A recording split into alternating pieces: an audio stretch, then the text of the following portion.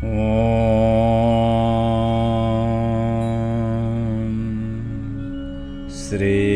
सांब शिवाय नमः। अथ त्रिचत्वारिंशोऽध्यायः। 43वां अध्याय। भगवान शिव का दक्ष को अपनी भक्त वत्सलता, ज्ञानी भक्त की श्रेष्ठता तथा तीनों देवों की एकता बताना, दक्ष का अपने यज्ञ को पूर्ण करना, देवताओं का अपने अपने लोकों को प्रस्थान तथा सती खंड का उपसंहार और माहात्म्य। ब्रह्मा जी बोले, हे नारद, इस प्रकार रमापति विष्णु मेरे देवताओं, ऋषियों तथा अन्य लोगों के द्वारा स्तुति करने पर महादेव जी बड़े प्रसन्न हो गए। तब वे शंभु कृपा दृष्टि से सभी ऋषियों एवं देवताओं को देखकर तथा मुझ ब्रह्मा और श्री विष्णु का समाधान करके दक्ष से इस प्रकार कहने लगे। महादेव बोले, हे प्रजापते, हे दक्ष, मैं जो कुछ कह रहा हूँ सुनिए। मैं प्रसन्न हूँ। यद्यपि मैं सबका ईश्वर हूँ और स्वतंत्र हूँ, फिर भी सदा भक्तों के अधीन रहता हूँ। 4 प्रकार के पुण्यात्मा मेरा भजन करते हैं। हे दक्ष, हे प्रजापते, उनमें पूर्व की अपेक्षा उत्तरोत्तर श्रेष्ठ है। उनमें आर्त, जिज्ञासु, अर्थार्थी और चौथा ज्ञानी है। पहले के 3 तो सामान्य भक्त हैं और चौथा विशिष्ट महत्व का है। उनमें चौथा ज्ञानी ही मुझे अधिक प्रिय है और वह मेरा रूप माना गया है। उससे बढ़कर दूसरा कोई मुझे प्रिय नहीं है। मैं सत्य सत्य कह रहा हूँ। वेद वेदांत के पारगामी विद्वान ही मुझ आत्मज्ञानी को ज्ञान के द्वारा जान सकते हैं। अल्प बुद्धि वाले ही ज्ञान के बिना मुझे प्राप्त करने का प्रयत्न करते हैं। कर्म के वशीभूत मूढ़ मानव न वेदों से, न यज्ञों से, न दानों से और न तपस्या से ही मुझे पा सकते हैं। आप केवल कर्म के द्वारा ही इस संसार को पार करना चाहते थे, इसीलिए रुष्ट होकर मैंने इस यज्ञ का विनाश किया है। अतः हे दक्ष, आज से आप बुद्धि के द्वारा मुझे परमेश्वर मानकर ज्ञान का आश्रय लेते हुए सावधान होकर कर्म कीजिए। प्रजापते, आप उत्तम बुद्धि के द्वारा मेरी दूसरी बात भी सुनिए। मैं अपने सगुण स्वरूप के विषय में भी धर्म की दृष्टि से गोपनीय बात आपसे कहता हूँ। जगत का परम कारण रूप मैं ही ब्रह्मा और विष्णु हूँ।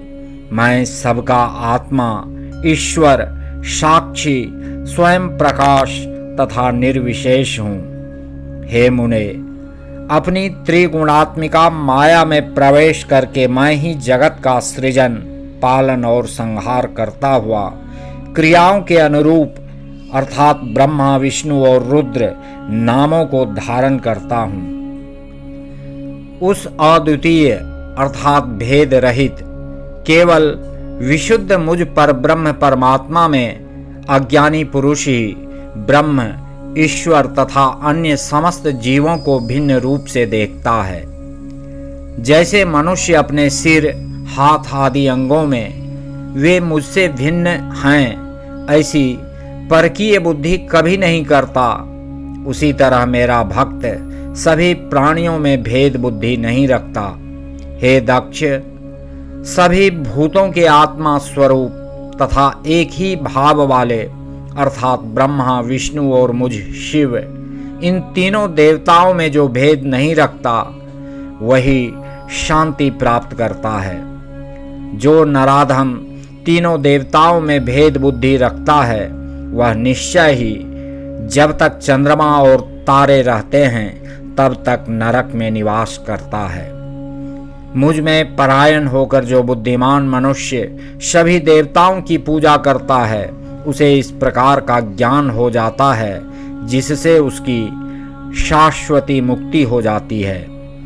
विधाता की भक्ति के बिना विष्णु की भक्ति नहीं हो सकती और विष्णु की भक्ति के बिना मेरी भक्ति कभी नहीं हो सकती है। ऐसा कहकर कृपालु सबके स्वामी परमेश्वर शिव सबको सुनाते हुए फिर यह वचन बोले, यदि कोई विष्णु भक्त मेरी निंदा करेगा और मेरा भक्त विष्णु की निंदा करेगा तो आपको दिए हुए समस्त शाप उन्हीं दोनों को प्राप्त होंगे और निश्चय ही उन्हें तत्व ज्ञान की प्राप्ति नहीं हो सकती। ब्रह्मा जी बोले, हे मुने, भगवान महेश्वर के इस सुखकर वचन को सुनकर वहां उपस्थित सभी देवता मुनि आदि अत्यंत हर्षित हुए। शिव को अखिलेश्वर मानकर दक्ष कुटुंब सहित प्रसन्नतापूर्वक शिव भक्ति में तत्पर हो गए और वे देवता आदि भी शिव भक्ति परायण हो गए। जिसने जिस प्रकार से परमात्मा शंभु की स्तुति की थी उसे उसी प्रकार संतुष्ट चित्त हुए शंभु ने वर दिया। हे मुने, उसके बाद भगवान शिव की आज्ञा पाकर प्रसन्न चित्त हुए शिव भक्त दक्ष ने शिव जी की कृपा से यज्ञ पूरा किया। उन्होंने देवताओं को यज्ञ भाग दिया और शिव जी को पूर्ण भाग दिया। साथ ही उन्होंने ब्राह्मणों को दान भी दिया। इस तरह उन्हें शंभु का अनुग्रह प्राप्त हुआ। इस प्रकार महादेव जी के उस महान कर्म का विधि पूर्वक वर्णन किया गया। प्रजापति दक्ष ने ऋत्विजों के सहयोग से उस यज्ञ कर्म को विधिवत समाप्त किया। हे मुनीश्वर, इस प्रकार पर ब्रह्म स्वरूप शंकर जी की कृपा से दक्ष का यज्ञ पूरा हुआ। तदनंतर सब देवता और ऋषि संतुष्ट होकर भगवान शिव के यश का वर्णन करते हुए अपने अपने स्थान को चले गए। दूसरे लोग भी उस समय वहां से सुखपूर्वक चले गए। मैं और भगवान विष्णु भी अत्यंत प्रसन्न हो भगवान शिव के सदा सर्व मंगलदायक सुयश का निरंतर गान करते हुए अपने अपने स्थान को सानंद चल दिए। सत्पुरुषों को आश्रय देने वाले महादेव जी भी दक्ष से प्रीतिपूर्वक सम्मानित हो प्रसन्नता के साथ गणों सहित अपने निवास स्थान कैलाश पर्वत पर चले गए। अपने पर्वत पर आकर शंभु ने अपनी प्रिया सती का स्मरण किया और प्रधान गणों से वह कथा कही। विज्ञानमय भगवान शंकर ने लौकिक गति का अवलंबन कर अपने सकाम भाव को प्रकट करते हुए तथा सती चरित्र वर्णन करते हुए बहुत समय व्यतीत किया। हे मुने, वे सज्जनों के शरणदाता, सबके स्वामी, अनीति न करने वाले तथा पर ब्रह्म हैं। उन्हें मोह, शोक अथवा अन्य विकार कहाँ से हो सकता है, जब मैं और विष्णु भी उनके भेद को कभी नहीं जान पाए तो अन्य देवता, मुनि, मनुष्य आदि तथा योगी जन की बात ही क्या है।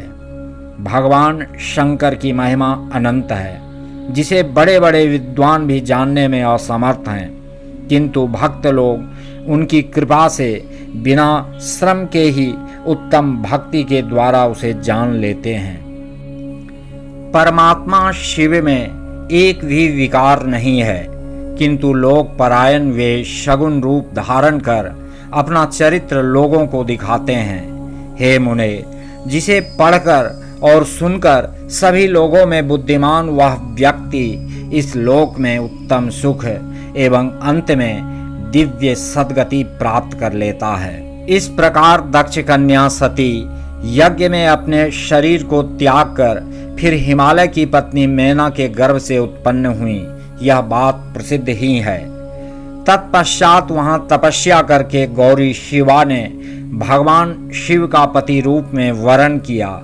वे उनकी वाम अर्धांगिनी होकर अद्भुत लीलाएं करने लगीं।